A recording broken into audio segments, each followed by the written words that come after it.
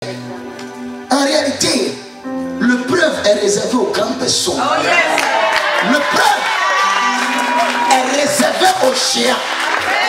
Le preuve est réservé aux hommes de destinée. Des mots qui attaquent quelqu'un qui est au quartier, qui cherche prix de garba pour manger. Et puis des mots qui attaquent quelqu'un qui va être président de la République. Est-ce que c'est le même démon? Non. Donc écoutez-moi très bien. À la dimension de votre bénédiction, à la dimension de vos rêves et à la dimension de votre preuve. Tu travailles dans une entreprise, tu veux être directeur général. Mais le directeur général là, c'est le démon du directeur général qui va t'attaquer. C'est un preuve de directeur général. Tu veux prendre la place du directeur général. Tu penses que c'est un petit qui va t'attaquer.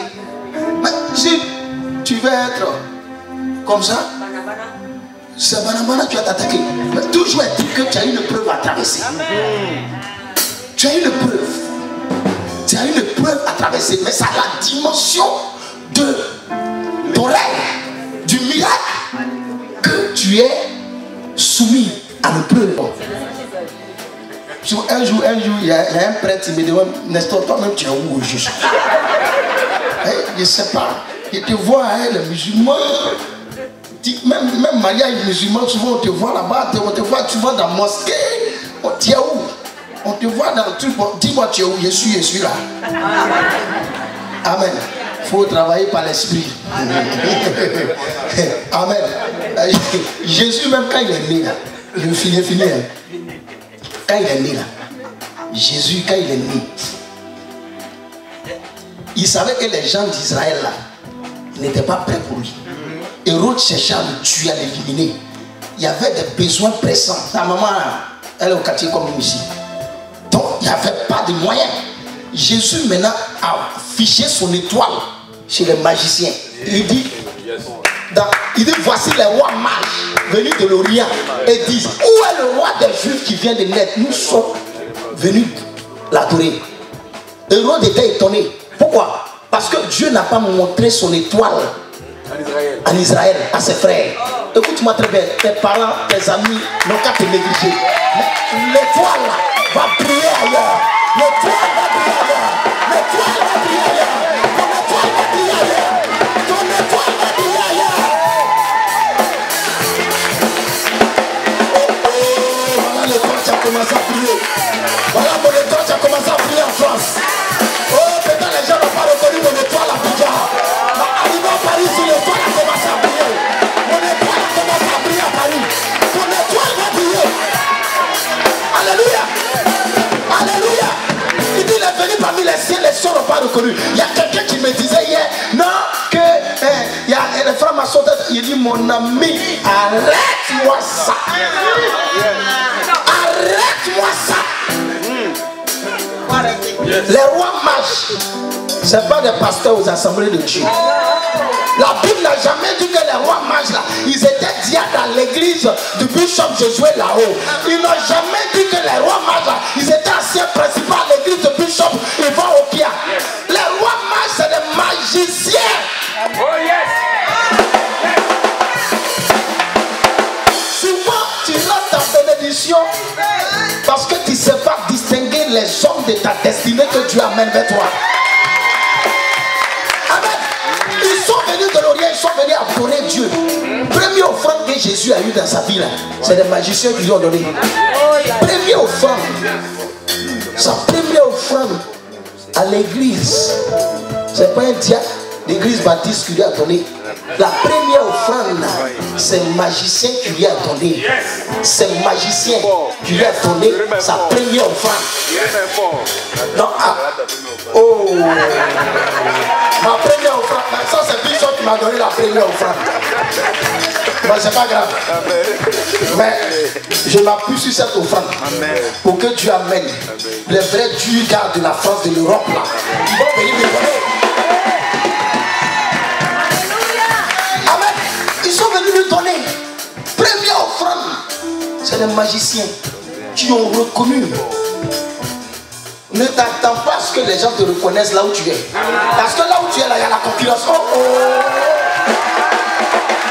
Ne t'attends pas à ce que les gens se célèbrent là où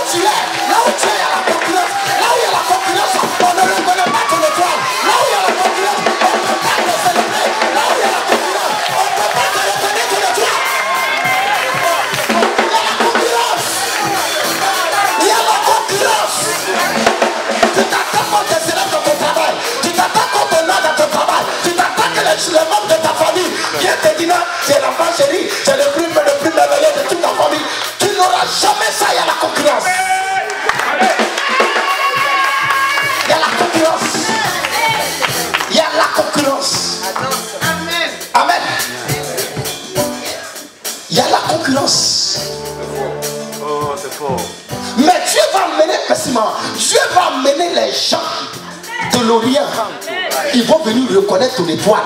Et les gens de ta famille, les gens de ton entourage, ils vont dire, mais quel prophète? Quel est ce grand prophète? Quel est ce grand prophète? Quel est cette grande dame? Quel est cette grande chose?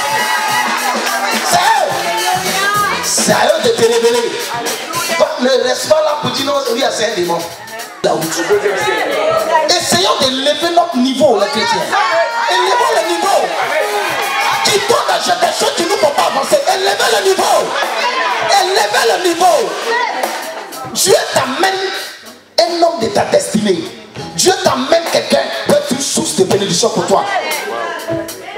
Dieu ne t'a pas dit la personne va venir changer ta religion. Ta religion, c'est ta religion. Mais Dieu a mené les rois mages, ils sont venus pour bénir Jésus. Lui-même qui est Jésus, tu es plus saint que Jésus. Tu es plus saint que Jésus. C'est ce qui fait que la nouvelle, le thème c'est quoi? Le nouveau départ n'arrive pas. Parce que Dieu amène des gens pour marcher avec toi. Dieu amène des gens pour être une source de bénédiction. Dieu amène des gens pour te faire rentrer dans cette dimension du nouveau départ. Mais quand ils arrivent, nous on est là, il faut rester là. Faut rester là. Reste là pour briller Baba. Il faut rester là. Faut rester là. Ils vont venir décider à ta place. Donc, vous voyez, la vie chrétienne là, ne fermons pas nos oreilles. Soyons ouverts. Regardons à ce que Dieu peut nous amener pour être notre bénédiction. Amen. Que le Seigneur vous bénisse. Parce que Dieu même nous a appelés pourquoi? C'est pour gagner les autres. C'est pour gagner les autres. Mais si on reste dans notre position, on dit non, nous on est saints. Bon, tu es saint, c'est pourquoi? C'est pour gagner les âmes. Ou bien c'est pour aller au ciel. Bon, si tu vas au ciel seul là, Dieu va t'envoyer en enfer. Oui. Il va dire tu es égoïste. Tu as reçu l'onction, tu as reçu la paix, tu as reçu tout ce que tu as. Tu fais Ribaba, tu fais à gauche, à droite, tu vas à droite. Tu dis que toi tu es saint, tu fais 40 jours de jeûne. Bon, c'est pourquoi? Bon, tu meurs, tu t'en vas au ciel, tu arrives là-bas, Dieu te demande, bon, ma soeur, ça va, tu as chanté bien, c'était bien, tout ça là. Mais tu as gagné combien? Sinon, moi-même là, je me suis sanctifié pour toi. Dieu s'en fout de ta sanctification, c'est ton problème. Amen. Toi, tu as te sanctifié pour Dieu. Lui, il est 3 fois saint. Donc, quand tu te sanctifies, c'est pour toi-même. Maintenant, ce qui te demande, il faut gagner les âmes par ton comportement, par ta vie, par ton témoignage. Donc, quand le preuve se présente, il faut affronter. Il faut affronter. Il faut affronter. Il faut passer à une autre étape. Amen. Que le Seigneur nous bénisse. C'était mon message de ce matin.